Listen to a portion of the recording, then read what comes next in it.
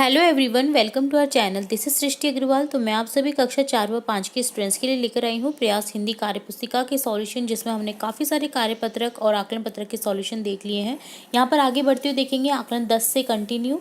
सबसे पहले आकलन 10 का सॉल्यूशन देखेंगे, जिसमें एक गद्यांश से पढ़ेंगे और प्रश्नों के उत्तर देने हैं। एक बार एक हंस और कौवे में बहुत अच्छी दोस्ती हो गई। एक वृक्ष पर बैठे दोनों बातें कर रहे थे, किंतु दोनों का स्वभाव अलग अलग था। हंस बहुत ही सज्जन स्वभाव का था, कौवा दुष्ट था। अचानक उस वृक्ष की छाया में एक मुसाफिर आराम करने के लिए आया। वह अपनी चादर बिछाकर सो गया। पेड़ पर बैठे हंस ने अपने पंख फैला लिए ताकि मुसाफिर को धूप नहीं लगे। कौवे को यह बात अच्छी नहीं लगी। उसने मुसाफिर के ऊपर ढेर सारा कूड़ा गिरा दिया। जब मुसाफिर की आंख खुली तो उसे बहुत क्रोध आया। इस गद्यांश में जिन दो पक्षियों के नाम है वे हैं कौवा और हंस। पेड़ के नीचे सो रहा था मुसाफिर। हंस ने पंख फैलाए क्योंकि छाया करने के लिए। हंस का स्वभाव कैसा था? हंस का स्वभाव बहुत ही सज्जन स्वभाव का था। आप हंस व कौवे से किससे दोस्ती करना चाहोगे और क्यों? हम हंस से दोस्ती करना चाहेंगे क्योंकि हंस अच्छे स्वभाव वाला व परोपकार करने वाला है। गद्यांश को पढ़कर के कोई 3 प्रश्न बनाए। तो हंस की दोस्ती किससे हुई? हंस का स्वभाव कैसा था? हंस ने मुसाफिर के लिए क्या किया? निम्नलिखित शब्दों के अर्थ बताएं। मुसाफिर अर्थात राहगीर, क्रोध अर्थात गुस्सा। तो ये डन होता है आकलन पत्रक 10। अब देखेंगे आकलन पत्रक 11, जिसमें क्वेश्चन है मुझे अपने पिताजी को पत्र लिखना है। मैं संबोधन में क्या लिखूंगा? क्योंकि पिताजी बड़े हैं, आदरणीय हैं, तो यहाँ पर मैं लिखूंगा आदरणीय पिताजी।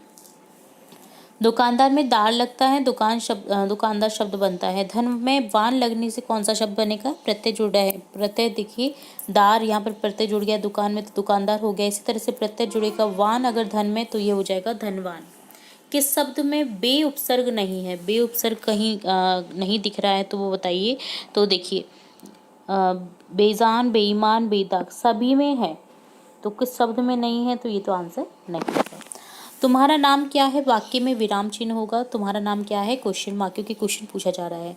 नीचे लिखी कहानी में विराम चिन्ह हटा दिए गए हैं, आप इनके स्थान पर सही करें।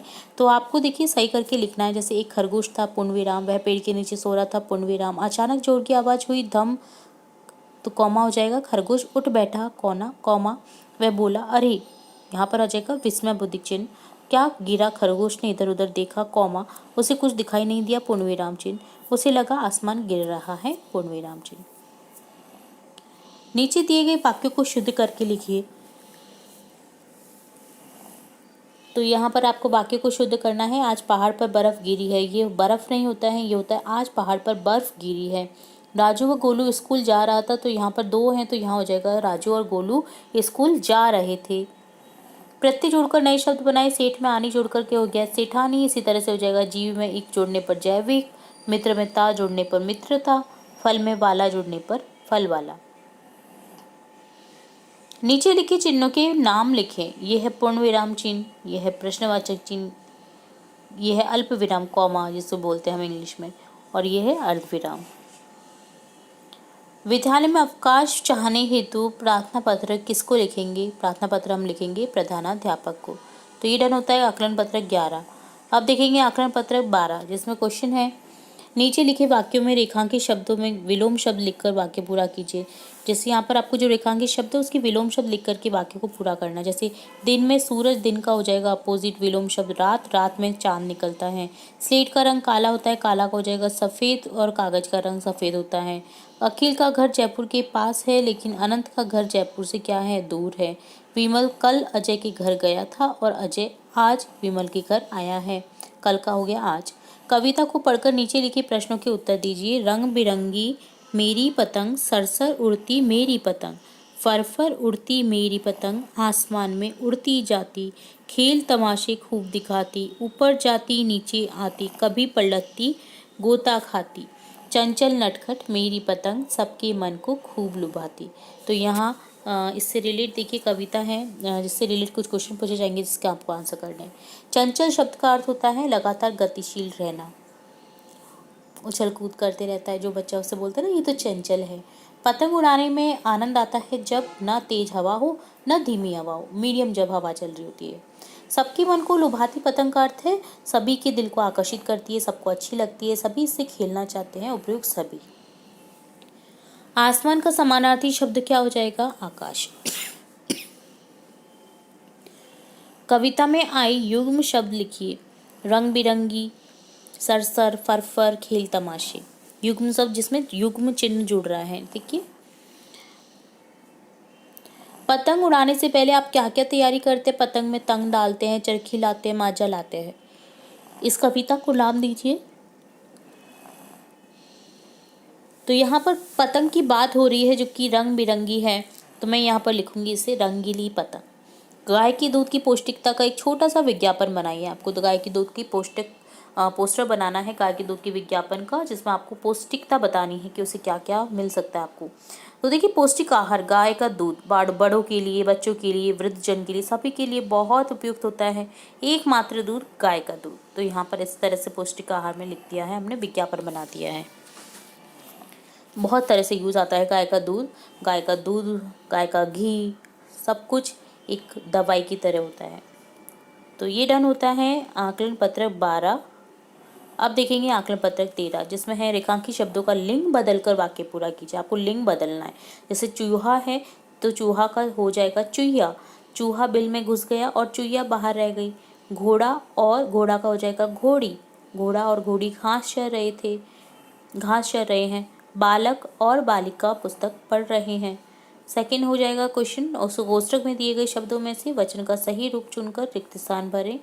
तो जैसे बालिकाएं मैदान में खेल रही हैं, यहाँ पर क्या आ जाएगा? खेल रही हैं ना, क्योंकि है के ऊपर अनुस्वार है। इसका अर्थ क्या है कि ये बहुवचन का सेंटेंस है, तो बालिका नहीं होगा, खेल रही है होता तो बालिका आता है। यहाँ पर हो जाएगा बालिकाएं मैदान में खेल रही हैं।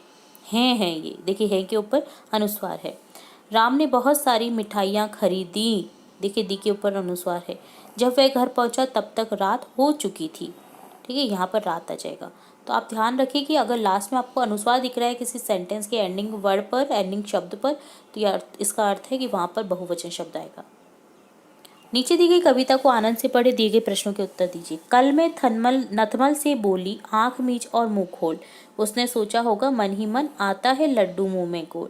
मैंने झटपट गिन डाले उसके मुंह में कितने दांत, और बनावट देख उसकी, फिर मैं बोली अपनी बात। बोल कविता बोल सुनीता, अपने मुंह में कितने दांत। तो ये है दांत देखने का एक गेम चल रहा है बच्चों के बीच में ना। मैंने नथमल से कहा क्या? आंख मीचने को, मुंह खोलने को, दोनों। मुंह खोलने पर मैंने क्या किया? दांत गिने। हमें दांतों को साफ करना चाहिए प्रतिदिन। हमें डेली हमें क्या करना चाहिए? दांतों पर ब्रश करना चाहिए, और रात में सोने से पहले भी ब्रश करना चाहिए। निम्नलिखित में से भिन्न शब्द हो जाएगा दांत, मुंह, आंख, सभी ये पार्ट है फेस की। हंस ये पक्षी का नाम है। क्या सभी दांत एक जैसे होते हैं? जी नहीं, आगे के अलग होते हैं, साइड के अलग होते हैं, लास्ट में अलग होते हैं ना। दांतों में दर्द कब होता है? जब दांत साफ नहीं करते, वो मुंह में कीड़ा लग जाता है। यदि आपके मुंह में दांत नहीं हो तो क्या होगा? हम खाना नहीं चबा पाएंगे और साफ व स्पष्ट नहीं बोल पाएंगे। दांतों की मदद से हम बहुत सारे शब्दों को बोल पाते हैं स्पष्ट।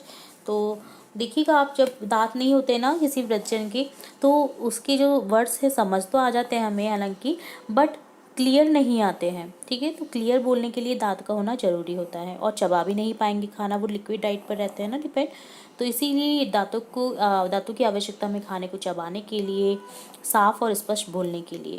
तो इस तरह से डन होता है आकलन पत्रक 13 का सॉल्यूशन। तो यहाँ हमने देखा आकलन पत्रक 13, 12, 11 और 10 का सॉल्यूशन। उम्मीद है आपको सभी आकलन पत्रक के सॉल्यूशन अच्छे से समझ आए होंगे। फिर भी अगर कोई डाउट रहता है तो आप कमेंट बॉक्स में कमेंट करके पूछ सकते हैं। तो जुड़े रहें, और हमारे चैनल पर इसी तरह हम और आपकी जो सब्जेक्ट से रिलेट है, इंपॉर्टेंट वीडियोस, बख्शिश से रिलेट है वीडियोस, उन्हें देखने के लिए, वीडियो को पूरा देखने के लिए धन्यवाद।